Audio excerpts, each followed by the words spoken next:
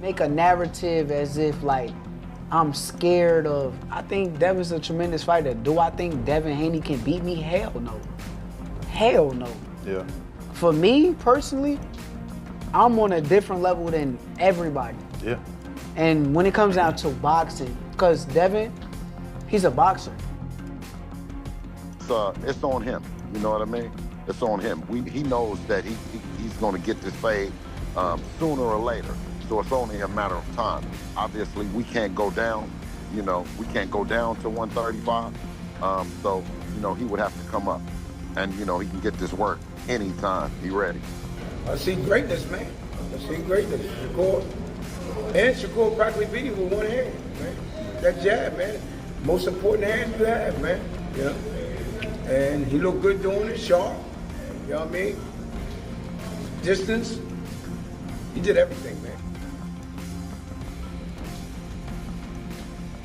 Shakur Stevenson is reportedly preparing to face Devin Haney at 140 pounds. He has agreed to the rehydration terms and remains fully confident that his skills are superior to anyone standing in front of him. These guys, if y'all want me to come to 147, I'm coming in with rehydration clauses. I don't even do that. But why am I going up to these guys' weight classes if I'm not planning on? Devin Haney has made it clear this fight will happen. He's showing strong determination and wants the showdown with Shakur to prove he's still among the elite. Or still at 135. You can't, you know, say your name without saying Shakur to your female tank, right? It just is what it is. Is that fight going to ever happen? Would it ever happen against you and Shakur? 100%, yeah. I think so. I think it. You think Shakur will grow into whatever weight you're in? I mean, we're all of us is close to the same size. You know, we're all growing together. We're all like, you know, getting bigger. Well, so, and it's only so many guys, like y'all said.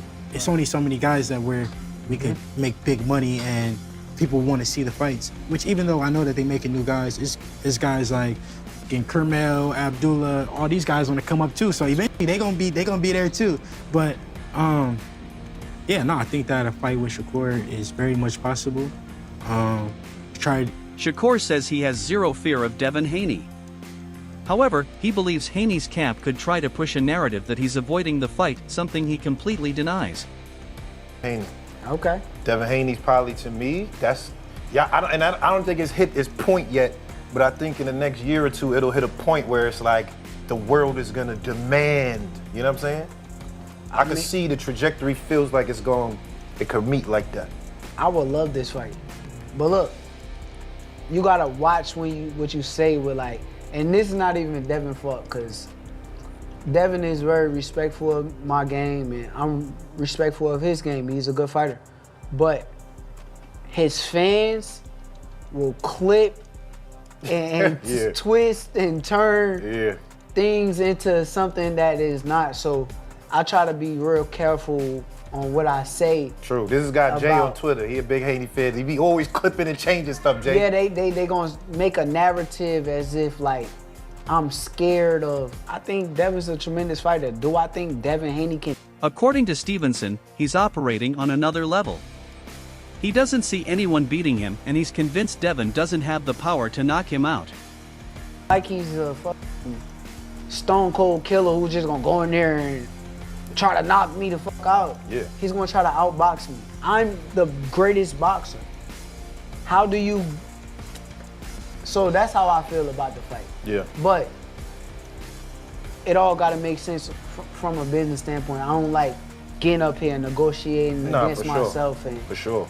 But for me, I'm willing to to do make you the see fight it happen. as it being that could, you know, like we always said, the Four Kings, even though you wasn't a part of it, the whole thing, the whole plot was is like at the end of the road, there's gonna be two guys left standing, and that's the big fight. Do you see that as that's potentially what that could be? I'm a bad motherfucker. Haney, meanwhile, is focused on proving his greatness. He wants high-level competition like Shakur Stevenson to solidify his legacy. Would you be more inclined just to move up to 140? Yeah, you know, if I can't get those fights next or it doesn't make sense for it to be next, I'll probably go to 140, test it out, see how I feel at the weight at 140, and then when the time is right, then, you know, I'll defend my belt at 135. We'll just see, though. I got to go back and talk with the team and see what makes the most sense. Bill Haney has drawn a clear line. They're not moving down in weight. Anyone who wants to face Devin must come up to 140.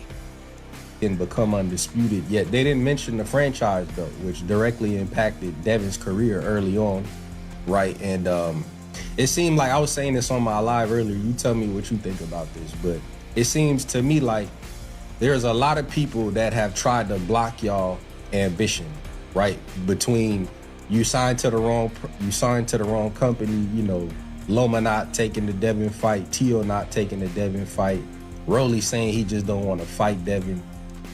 Do you see that? Like, how do you see that? You know, as far as like, people know you're ambitious, they know you want to be unified, they know you want to be undisputed, so they put all these obstacles up and they make it hard for you to achieve what you're trying to achieve. Absolutely. I think it's been historic. And according to Bill, the fight can take place anytime the challenger is ready. We must keep our composure and our patience and understand that it's part of the process. When you're that good, you know what I mean? We can't say it any other way, you know?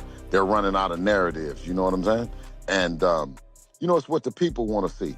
We don't never say, okay, you know, well, this guy has done something wrong or he did bad business, so, you know, we'll never do it. Obviously, you know, when we go through negotiations and we spend time in there, whether it's put something together for Richard Hitchinson, for him to come back later and to say, you know, yeah, I want that fight. Well, when we were trying to make the fight, we couldn't. You didn't want to negotiate. You went somewhere else.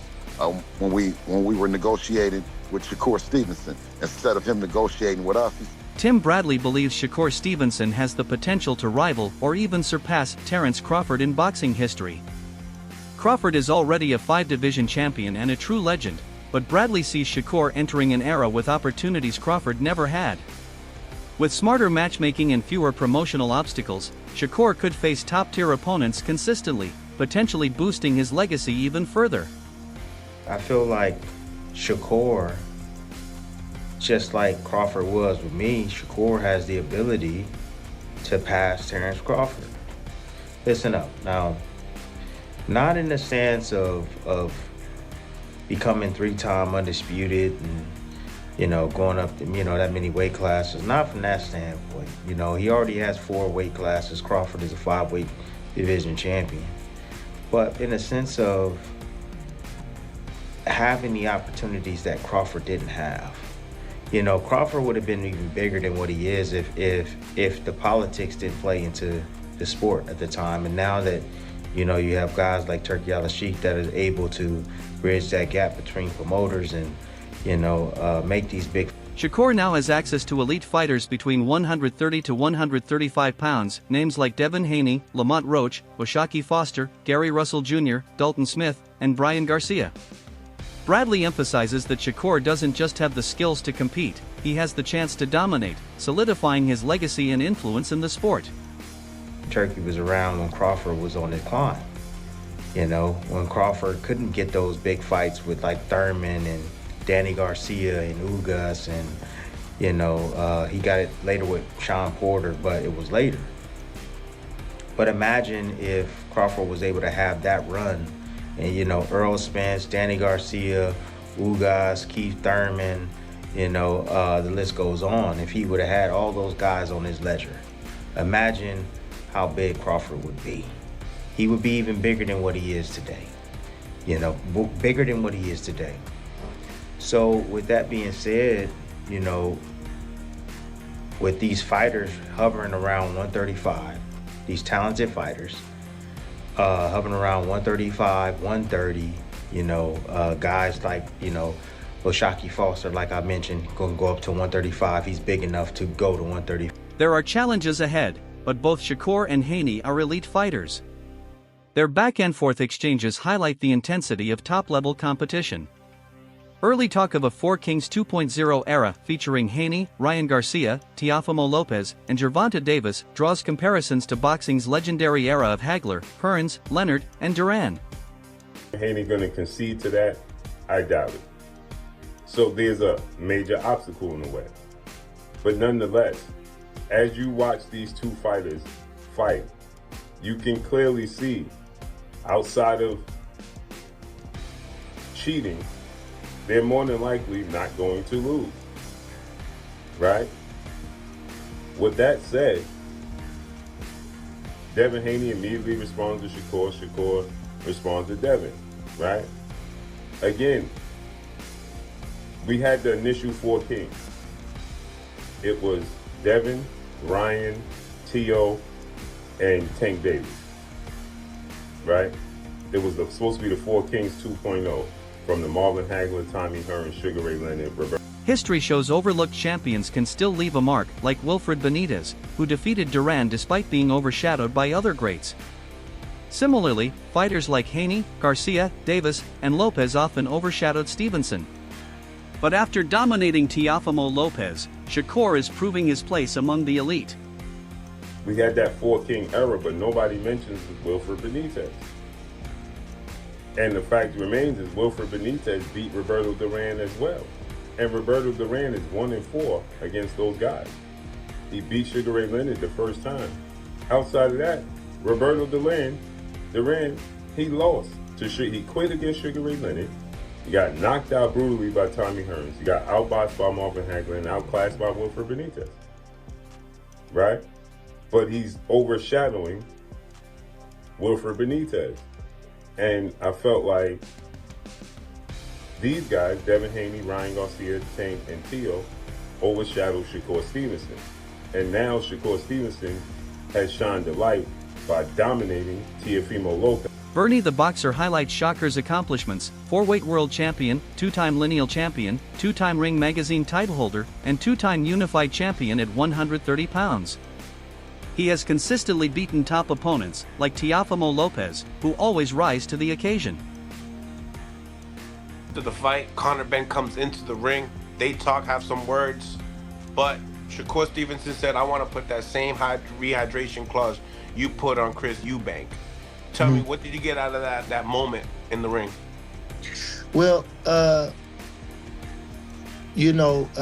heard on the press conference where I think it was his manager said that, that was a clown move, but I think Shakur invited that, I don't even know if I would have said all that about Conor being right then, but I think he really wants that fight. He really wants the money for the fight.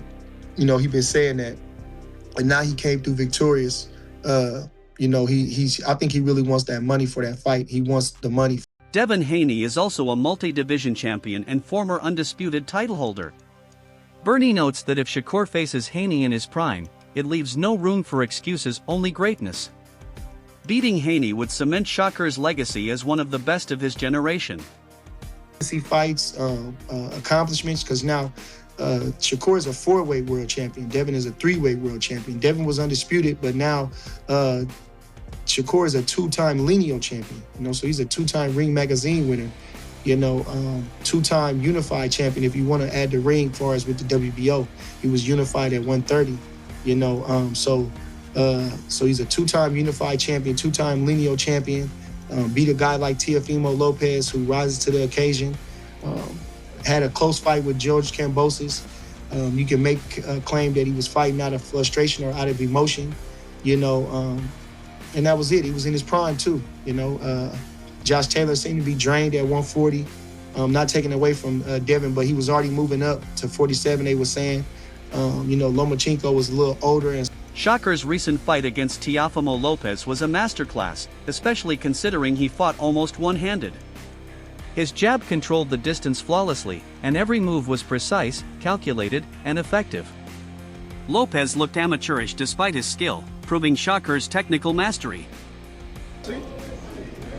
I see greatness, man. I see greatness. Shakur practically beat him with one hand, man. That jab, man. Most important hand you have, man. And he looked good doing it, sharp.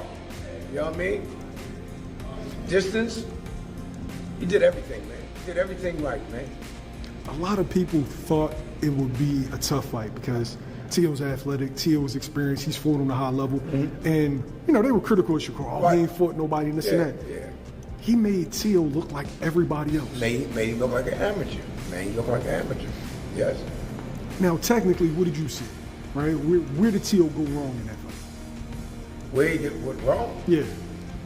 Fighting Shakur. That's where he went wrong. Fighting Shakur. I knew he just running his mouth. He just was talking, man. I knew that from the beginning. Even with a slightly injured left hand, Shakur dominated, throwing the jab relentlessly and using smart strategy. He could have gone for a stoppage but chose intelligent ring management. Fans witnessed true skill, heart, and focus, proving greatness doesn't rely on perfect conditions. Yeah. Shakur knows you could have got stopped too, but Shakur hurt his left hand. His left hand was hurt. If you notice, he was using that jab a lot. Yeah, jab and then the hook. And he threw the left hand every now and then. Because I was screaming out. Everybody said they heard me in Philly. Yo, we could hear you on the TV. Yeah, that's my young buck. You know what I mean? And I was telling him throw that straight left hand. Then I noticed when he did throw it, he wasn't throwing it real hard. You know what I mean? You know what I mean? But he looked spectacular, man. You know what I mean? You can't ask for nothing more, man. And with me, I don't care about what people say, man. They always want to talk about you and say, oh, he should have did this, should have did that. He did everything that he was supposed to do. The upcoming fight between Shakur Stevenson and Devin Haney is highly anticipated. Both fighters bring unmatched skill, speed, and determination. Every punch and every movement counts. Shakur's technical mastery against Haney's agility and power promises a clash that could define both careers. This fight isn't just about, it's a potential classic in modern boxing history. That even remotely sparks my interest for Shakur Stevenson is this guy right here, Devin Haney. Look at them, they're the same size. Obviously, Devin's moved up to 147. Shakur demands a catch weight. We'll see if Devin goes for the bait, because I think Shakur Stevenson, there's no doubt about it, he has the skills to compete at 147 to be 5 weight division champion. I feel like that would be. So there you have it, Shakur Stevenson, Crazy the technical master, versus video. Devin Stay Haney, tuned the until relentless next time. dynamo. 2 elite fighters, 1 epic showdown, and a battle that could redefine boxing in this era. Who comes out on top? That's for the ring to decide. If you loved this breakdown and want exclusive insights, fight analysis, and behind-the-scenes coverage from the boxing world, hit that subscribe button now and turn on notifications. Boxing Love Collision. Drop your predictions in the comments. Are you Team Stevenson or Team Haney? Let's get the debate started. And remember, here on Fight Zone, we don't just cover fights, we live and breathe them. Don't miss the next fight breakdown, subscribe, like, and join the Fight Zone family today.